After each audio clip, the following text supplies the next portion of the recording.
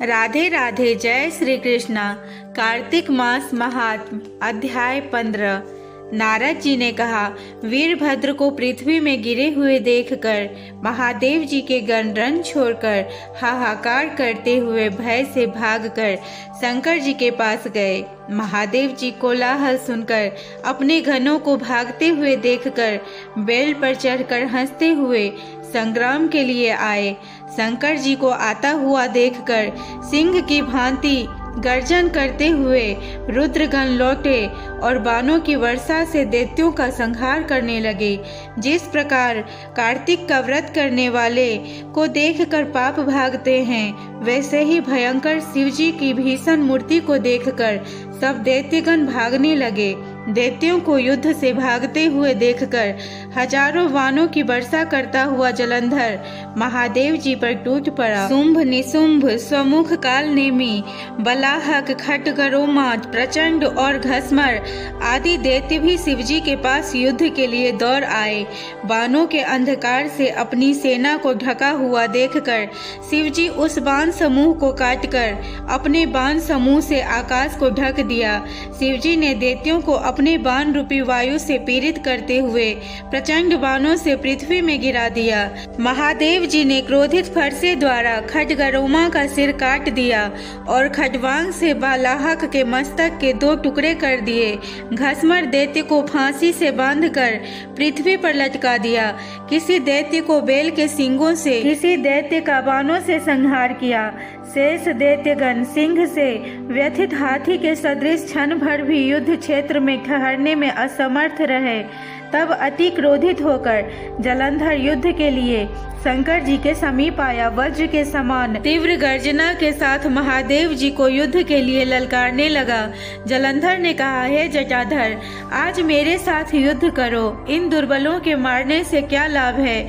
जो कुछ भी तुम्हारे पास शक्ति हो उसे मेरे साथ युद्ध करके दिखाओ। ऐसा कहकर जलंधर ने 10 बाणों से महादेव जी को मारा। महादेव जी ने उन बाणों को हंसते हुए अपने तीखे अमोघ बाणों से बीच में ही काट दिया और तब 7 बाणों से उसके घोड़े, ध्वजा, छत्र और धनुष को भी काट दिया। धनुष और रथ कट जाने पर जलंधर गदा लेकर तीव्रता से दौड़ा। रुद्र जी ने बाणों से उसकी गदा के 3 टुकड़े कर दिए। तब भी वह मुष्टिका द्वारा महादेव जी को मारने पर उद्यत होकर समीप आया। तब तक रुद्र जी ने उसे एक बाणों के समूह द्वारा 1 कोस की दूरी पर फेंक दिया। शंकर जी को अपने से अधिक बलशाली जानकर रुद्र को सम्मोहन करने के लिए उसने गंधर्वी माया रची। माया रचते ही वहां पर गंधर्व और अप्सरा गण गाने बजाने और नाचने लगे। कुछ लोग ताल, बंसी, मृदंग आदि बाजे बजाते थे। इस आश्चर्य को देखकर महादेव जी ताल स्वर के शब्द से मोहित हो गए और हाथों से शस्त्रों को गिरने का भी ज्ञान उन्हें नहीं हुआ।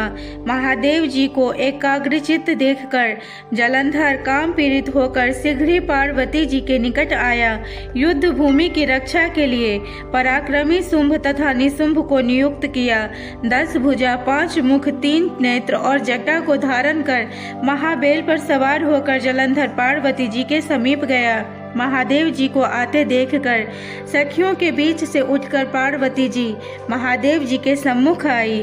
पार्वती के सौंदर्य को देखते ही जलंधर मोहित हो गया। उसको जलंधर समझकर भय से विह्वल जगत माता पार्वती वहीं शीघ्रता पूर्वक अंतर्ध्यान होकर उत्तर मानसरोवर पर चली गई। पार्वती को वहां से बिजली के समान अंतर्ध्यान हुई देखकर वेग पूर्वक वह दैत्यराज महादेव जी के सामने युद्ध भूमि में आया। पार्वती जी ने भी डर से मन में विष्णु भगवान को स्मरण किया और स्मरण करते ही पास में बैठे हुए विष्णु भगवान को देखा। पार्वती जी ने कहा, हे विष्णु, पापी जलंधर ने जो अद्भुत कार्य किया है, क्या उसकी वह चेष्टा आपसे छिपी है? विष्णु भगवान ने कहा, उसी ने जब यह मार्ग दिखाया है तो उसी मार्ग से हम लोग भी चलें। इसके अतिरिक्त पतिव्रत धर्म से सुरक्षित वह दुष्ट कभी नहीं मारा जा सकता। नारद जी ने कहा।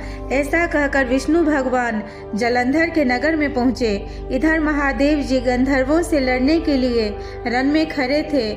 माया के नाश हो जाने पर शंकर जी चेतना में हुए। फिर रुद्र चकित मन से क्रोधित हो जलंधर के साथ युद्ध क्षेत्र में आए। जलंधर भी शिवजी को युद्ध में आया देखकर वाणों की वर्षा करने लगा। जय श्री कृष्णा। राधे राधे।